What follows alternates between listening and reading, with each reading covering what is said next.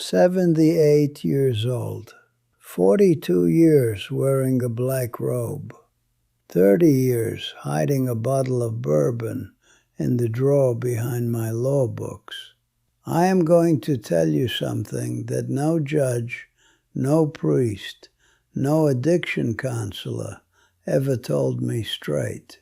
The smartest people I ever sentenced for destroying their lives looked exactly like me in the mirror.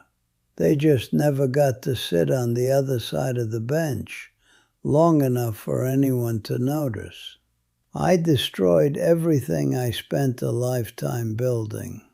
I did it quietly, methodically, the same way I wrote my judicial opinions, one carefully worded sentence at a time. And if you think that because you are educated, because you are disciplined, because people look up to you, that you are somehow immune, sit down. Pull up a chair, because I want to tell you what the end of a brilliant life looks like when you spend 30 years lying to yourself. And I want to tell you what happened the day I finally stopped. My name doesn't matter anymore. What matters is that I was once one of the most respected federal judges in the Southern District of Texas. I sat in a courtroom in Houston on the 4th floor of the Bob Casey Federal Courthouse, and I held people's entire futures in my hands. I sentenced men to decades in prison. I signed orders that changed lives before I'd even finished my morning coffee. I had a home in River Oaks, real oak trees lining the driveway, a swimming pool my daughters learned to swim in, a study full of leather-bound books that I actually read. My wife Eleanor used to bring me sweet tea on Sunday mornings while I prepared for the week ahead, and I remember thinking, in those rare moments of stillness, that I had built something permanent, something unshakable. I was wrong. God, I was wrong.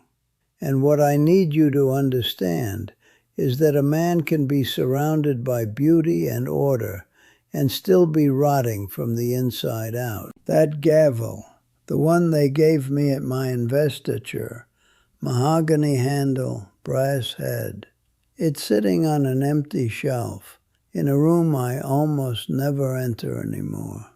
That's the object that tells my whole story. Not the law degree from UT Austin, not the commendations, that gavel. Because the last time I used it in a courtroom, my hands were shaking so badly I could barely lift it. I want you to stay with me here, because what I'm about to tell you, every year of it, is a warning. And I didn't come this far and survive what I survived to keep it to myself. If you find something in my story that sounds like yours, then you're already smarter than I was at your age. Subscribe to this channel and leave me a comment. Tell me what part hit you hardest, because I read every single one. I'm an old man with a lot of time now, and hearing from you, knowing this isn't disappearing into silence, it's the only congregation I have left. I grew up in Beaumont, Texas. My father was a roughneck on the oil rigs, and my mother cleaned houses for families richer than ours. They sacrificed things I didn't fully understand as a boy.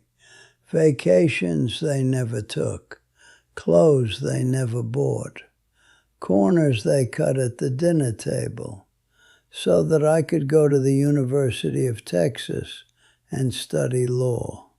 I graduated second in my class. I clerked for a federal appeals judge in New Orleans.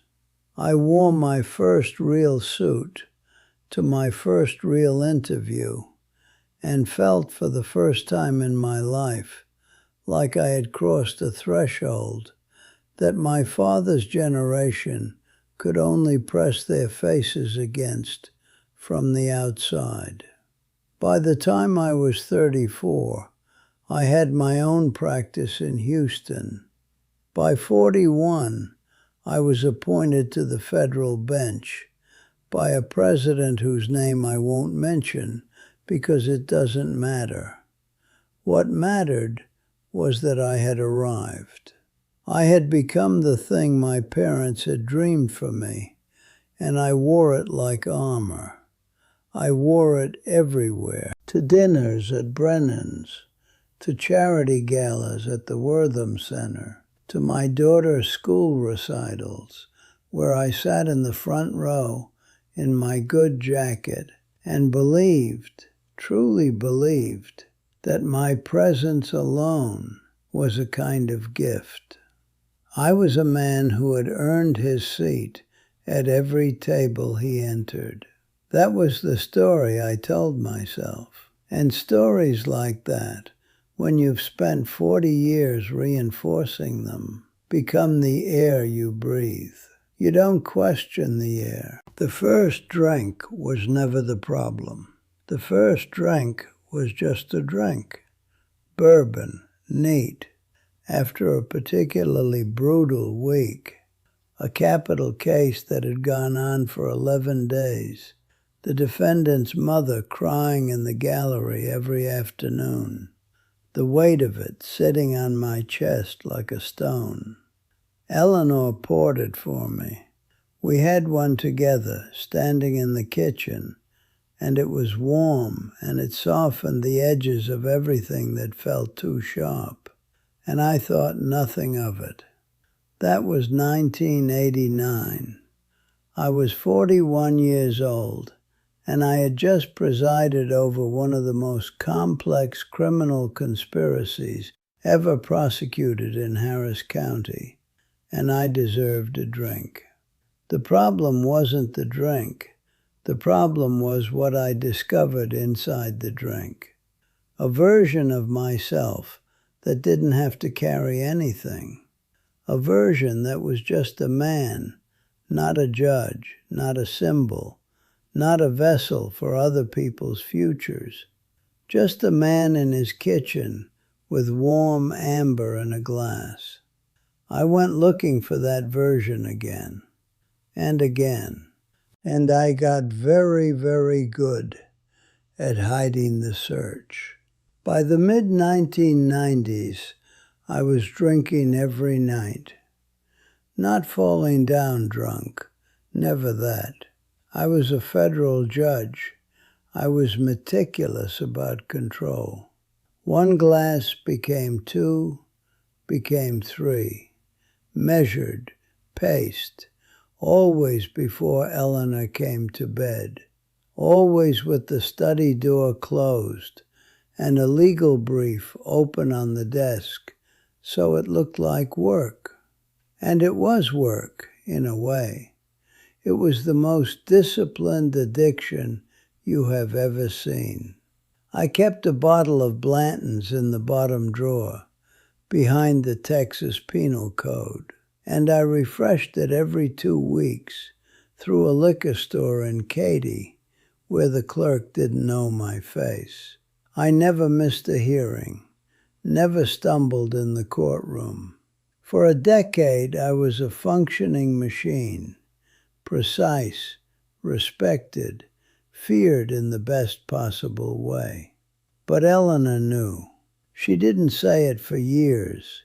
She would look at me sometimes across the dinner table with something in her eyes that wasn't quite sadness and wasn't quite anger. It was something worse. It was the look of a woman who has already begun preparing herself for a future she doesn't want to live.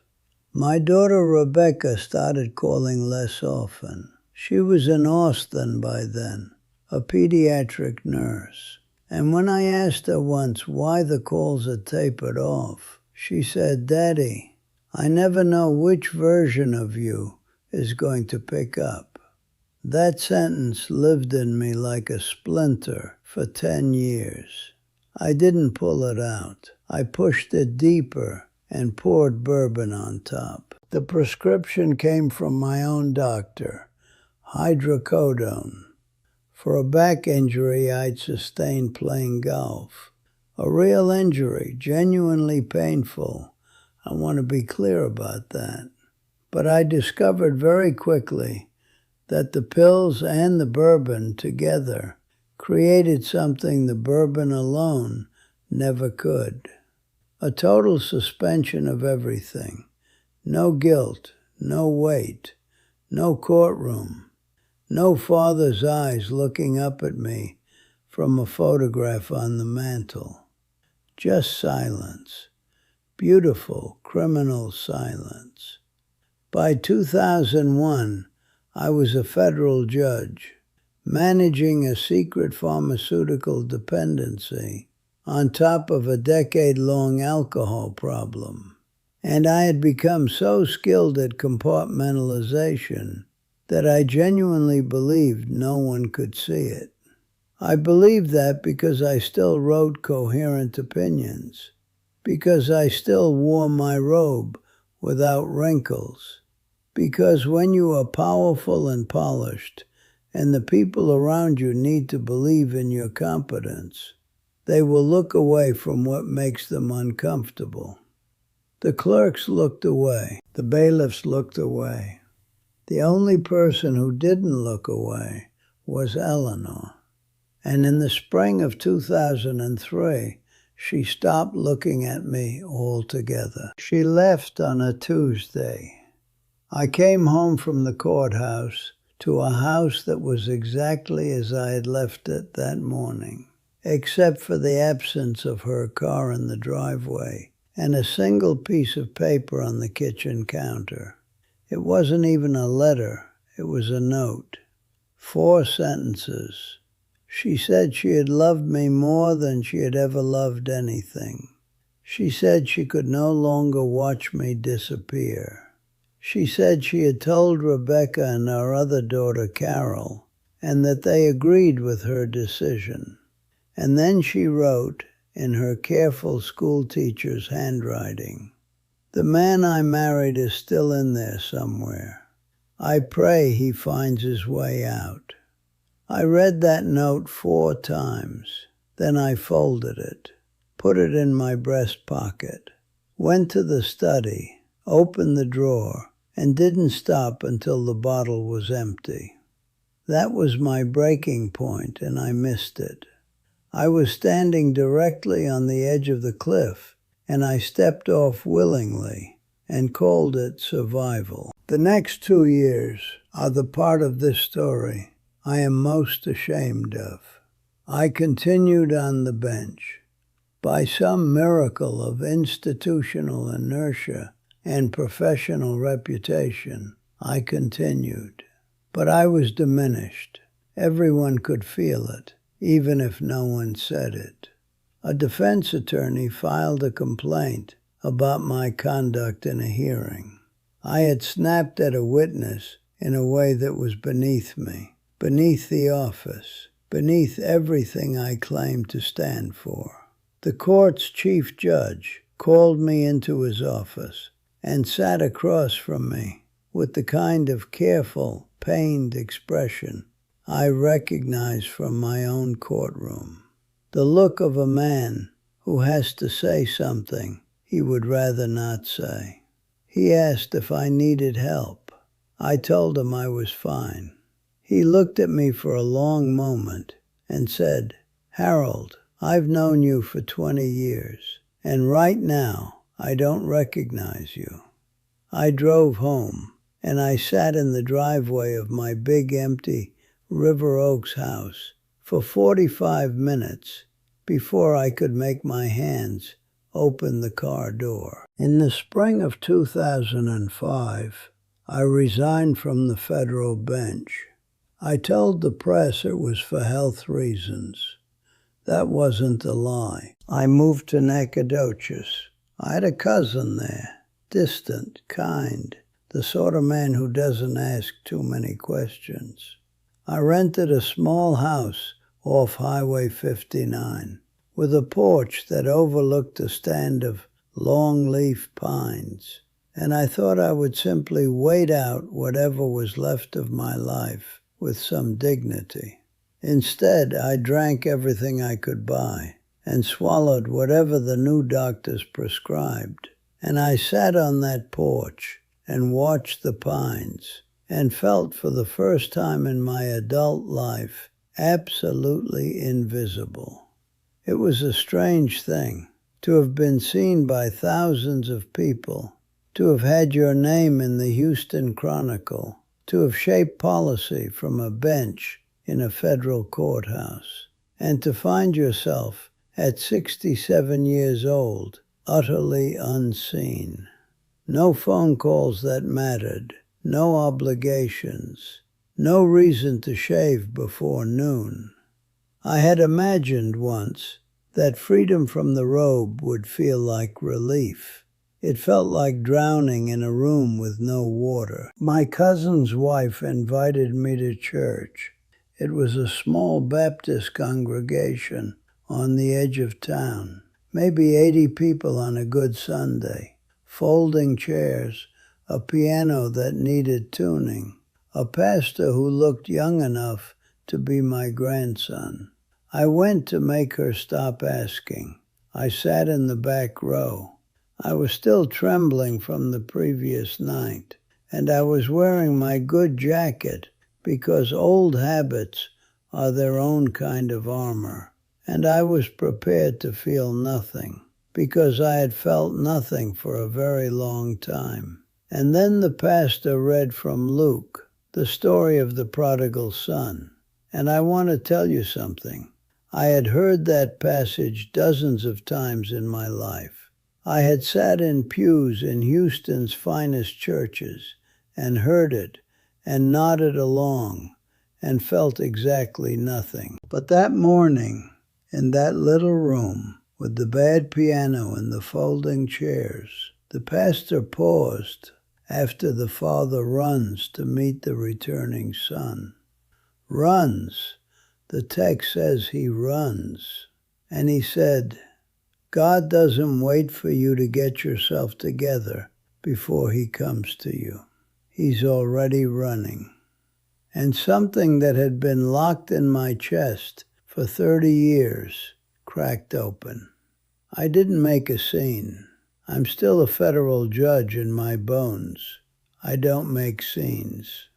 But I wept quietly in the back row. And I let it happen.